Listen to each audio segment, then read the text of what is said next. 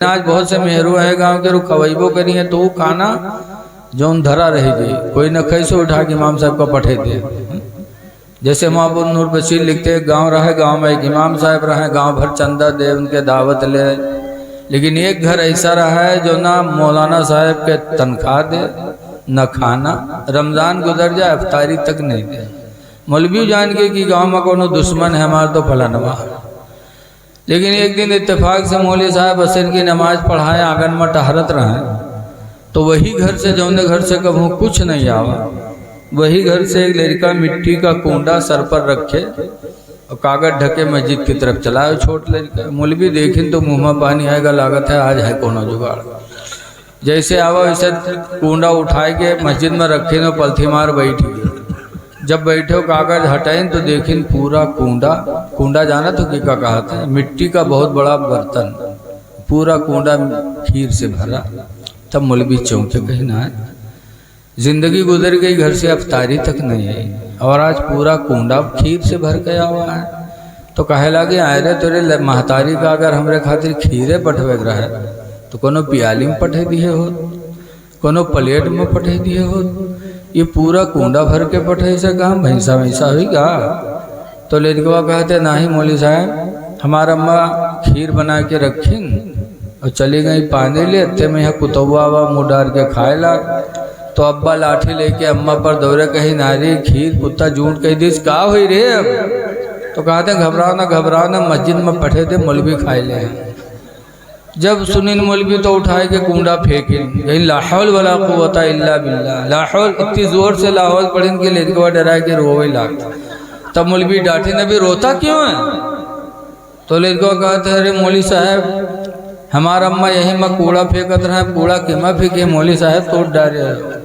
तब मौलवी अपन खोपड़ी पीटे लाग गए, नहाय हम इतने बड़े बदनसीब निकले कि खीर मिली कुत्तक झूठ हो, ऐसे बर्तन में जिमा कूड़ा फेंका जाता है। आज हमारी माँ बहनें भिखारी को खाना देंगी जो खराब हो जाए। ऐ मेरी माँ बहनों वो चीज़ तुम सदका करो जो तुम्हें पसंद हो। अल्लाह कुरान में फरमाता लन तनालुल बिर्रा हत्ता तुनफिकू मिम्मा तुहिब्बून, हरगिज़ तुम नेकी नहीं पाओगी जब तक के तुम महबूब तरीन चीज़ को खुदा के नाम पर खर्च न कर दो। तो अल्लाह ताला हमको आपको मस्जिदों के आबाद करने की तौफीक अता फरमाए। हारून बादशाह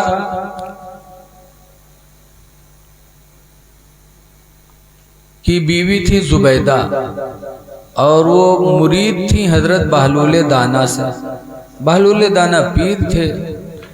एक दिन मिट्टी का बर्तन बना रहे थे, मिट्टी का घर बना रहे थे। जुबैदा ने पूछा है क्या है, तो बहलूल दाना पीर ने कहा जन्नत है।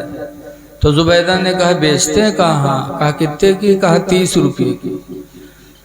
तो औरतों को बाबा दही से बड़ी मोहब्बत होती है, वो 30 रुपया निकाल के दे दीन। बहलूल दाना ने मिट्टी का घर दे दिया। घर लेके आई, हारून बादशाह ने पूछा ये क्या है जुबैदा, कहा जन्नत है। कहा पागल को देखो इतनी जन्नत है, जन्नत जमीन पे कहाँ है। कहा नहीं मेरे पीर बहलूल दाना ने फरमाया ये जन्नत है। जुबैदा ने कहा औरतें पागल होती, ये कह के बात खत्म हो गई। रात में दोनों मियाँ बीवी सो गए और जब सोए तो हारून ने ख्वाब देखा कि मैदान महशर कायम है और जन्नत बनी है। जन्नत के अंदर एक महल बहुत खूबसूरत बना है और उसके दरवाजे पे लिखा है हादिही मंज़िलतुन लिज़ुबैदा, ये घर जुबैदा का है। हारून ने देखा तो सोचे हमने मेहरवे के तो है, तो वहाँ घुसे ही लगे ख्वाब। जब घुसे लगे तो फरिश्ते ने पकड़ के झिड़क दिया, हटो कहाँ जा रहे हो। कहा देख नहीं रहे जुबैदा की जन्नत है, मेरी बीवी मैं उसमें जा रहा हूँ। कहाँ जुबैदा की जन्नत है, जुबैदा जाएगी, तुम कहाँ जा रहे हो, हटो। ये दुनिया नहीं है कि बीवी का मकान शौहर का मकान बीवी का, यह आखिरत है, यहाँ जिसका मकान होगा वही जाएगा। इतनी जोर से झटका फरिश्ते ने कि हारून सोवत रहा, आंखें खुली और जुबैदा बगल में लेटी रहे। वह जगावे लगे जुबैदा जुबैदा जुबैदा तो जुबैदा कहती हैं हट जा जहन्नमी। जब जुबैदा ने कहा हट जा जहन्नमी तो हारून को गुस्सा आया, कहा अरे मैं जहन्नमी हूं? अगर मैं जहन्नमी हूं तो तुझे तलाक है, तलाक है, तलाक है। आजकल भी मर्द यही गुस्सा दिखावत है। सबसे बड़ा बम मर्दन पास यह है, अगर मैं जहन्नमी हूं तुझे तलाक है, तलाक है, तलाक है। अब जुबैदा ने जो तलाक का नाम सुना, जिंदगी में इनकलाब आ गया। जुबैदा उठी और रोने लगी और हाथ जोड़ने लगी, कहे मेरे शौहर हारून माफ कर दो, खुदा के वास्ते मैं ख्वाब में थी, मैं ख्वाब में थी, मैं जान न सकी, बेहोशी में थी, मेरे मुंह से ऐसी बोली निकल गई, हारून माफ कर दो, मैं समझ न पाई। जब माफी मांगी तो माफ तो कर दिया, लेकिन अब मसला खटका कि तलाक पड़ी कि नहीं पड़ी। तो मौलाना लोगों के पास मसला पूछने गए, मौलाना लोगों को बुलाया, कहा भाई ऐसा ऐसा हुआ, मेरी बीवी जुबैदा ने मुझे झिटका का हट जा जहन्नमी, तो मुझे गुस्सा है, मैंने कह दिया तुझे तलाक है, तलाक है, तलाक है। आज भी बहुत से लोग तलाक दे हैं तो कह ये मदरसम कहीं गुस्सम कहीं दिया रहा है। गुस्सम जरूर कहीं लागा तो कौन मोहब्बतों में तलाक देते। बताओ लखीमपुर से रसगुल्ला लाओ, रात में मियाँ बीवी खाओ, कहा तलाक है, तलाक है, तलाक है। बताओ हाँ, खाए खाए रसगुल्ला तलाक दे है, काहे कहा तुम गुस्सम दिया रहा है। गुस्सा में तलाक न दो, घर में आओ बीवी से लड़ाई झगड़ा हो, गुस्सा पैदा हो जाए तो घर में न डटे रहो, घर से बाहर निकल जाओ। कुरान कहता है अल-काज़िमीन अल-गैज़, गुस्से को पी जाने वाले, वल-आफ़ीना अनिन-नास, और लोगों की गलतियों को माफ कर देने वाले, वल्लाहु युहिब्बुल मोहसिनीन, अल्लाह एहसान करने वालों को अपना महबूब बना लेता है। काहे गुस्सा करो, लेकिन जरूर कहीं गुस्सा कहीं दिया रहा है। ऐसे लिखा है किताबों में कि निकाह शीशा है और तलाक पत्थर है, और जब पत्थर शीशा पे मारोगे तो चाहे खींच काढ़ के मारो तो हूँ शीशा फूटी, और चाहे मुंह घुमाई के मारो उमेट के तो हूँ शीशा फूटी। बोलो फूटी कि न फूटी। तो जब लिखा है कि निकाह मिसल शीशा के है और तलाक मिसल पत्थर के, तो क्यों कहते हो कि गुस्सा में हमने तलाक दे दिया। गुस्सा है तो बाहर निकल जाओ। हारून बादशाह ने कहा है बगदाद के उलमा बुलाओ, तलाक पड़ी कि नहीं पड़ी। तो बगदाद के आलिमों ने कहा कि तुम ऐसे तलाक दिए होते तो हम लोग जवाब दे देते, लेकिन तुमने शर्त लगा दी है कि अगर मैं जहन्नमी हूं तो तुझे तलाक है, तलाक है, तलाक है। तो तुम जहन्नमी हो तो तलाक़ें पड़ी और जन्नती हो तो तलाक़ें नहीं पड़ी, लेकिन हम लोगों को क्या पता कि तुम जहन्नमी हो कि जन्नती हो, इसलिए इस मसले का जवाब हम लोग नहीं बता पाएंगे। बादशाह थे, गुस्सा हुए, कह रहे जब तुम लोग नहीं बताओगे तो कौन बताएगा। तो आलिमों में एक आलिम दीन उस वक्त और थे, उसी में बहुत बड़े आलिम मौजूद थे, नौजवान थे, वो खड़े हो गए, रेखें आ रही थी। वो कौन थे? हजरत इमाम शाफई थे। अभी बचपना था, खड़े हुए, कहा हारून इस मसले का जवाब मैं बताऊंगा। कहा बताइए। कहा पहले मेरा एक सवाल का जवाब दीजिए फिर मैं बताऊंगा। कहा बोलिए। तो इमाम शाफी ने कहा था ये बताओ हारून, क्या तुमने अपनी जिंदगी में कोई नेक काम खुदा के डर से किया?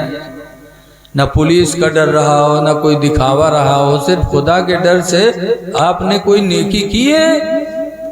अगर खुदा के डर से कोई नेकी की हो बताओ तो इस मसले का जवाब हम बता दें। हारून थोड़ी देर सोचे, उसके बाद कहते हैं हाँ, एक नेकी मैंने जिंदगी में सिर्फ खुदा के डर से किया।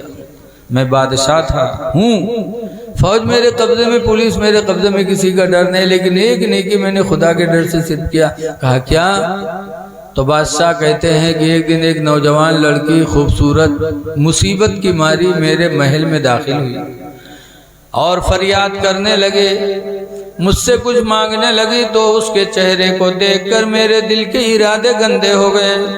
हारून कहते हैं मैं ज़िना के नीयत से खड़ा हुआ, शाही महल के अंदर थे, कोई था भी नहीं, और पुलिस मेरे कब्जे में थी, पुलिस का भी डर नहीं। जब मैं महल में उसके करीब बढ़ा तो उस लड़की ने कहा था, हारून आज तुम बादशाह हो, तुम्हारे ऊपर कोई बादशाह नहीं, लेकिन है हारून उस दिन को याद करो जिस दिन उस दिन को याद करो जिस दिन सारे हाकिमों के हाकिम की बारगाह में हमारी तुम्हारी हाजिरी होगी। ऐ हारून इस बंद महल में कोई देख नहीं रहा है, लेकिन खुदा देख रहा है। जब लड़की ने खुदा की याद दिलाई, मेरे दिल में खौफ खुदा पैदा हुआ और उस लड़की के बदन पर मैंने हाथ नहीं लगाया। उस दिन मैंने ज़िना से अपने आप को बचाया तो सिर्फ खुदा के डर से बचाया। तो इमाम शाफी ने कहा, अगर ये नहीं कि खुदा के डर से किया, ज़िना से अपने आप को बचा लिए, तो अब अपना पैगाम सुनो। इमाम शाफी ने कुरान की आयत पढ़ के बताएगा, सुनो, अल्लाह फरमाता, मन खाफा मकाम रब्बी, जो अपने रब से डरा, वनहा नफ्सा अनिल हवा,